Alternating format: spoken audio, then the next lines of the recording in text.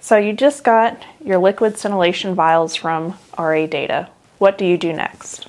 When they arrive, you can take your test kits, fill out the information in the card, which is called a chain of custody. When you're ready to place, you can take the caps off and place in an area of the lowest livable area in your home, typically a living room. You do not want to place in a bathroom, a kitchen, on any countertops, exterior walls, or under any vents.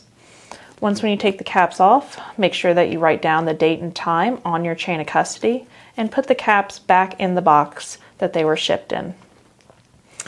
When you go to retrieve your devices, write down the time and date, and it'll be a 48-hour time. Make sure that you put the caps back on snug, put them back in the box, and ship them off. One of the biggest problems we see with using these test kits is people not shipping them back in time. You want to make sure that after you put on the caps, you ship them back to the lab within 24 hours. One of the biggest mistakes that we see is people not putting on the caps snugly.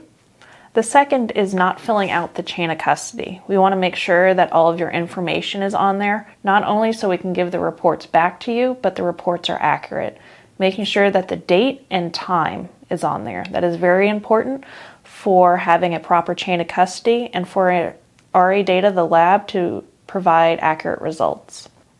I hope this information has been helpful. If you have any comments or questions, please feel free to give us a call or visit our website. Thank you.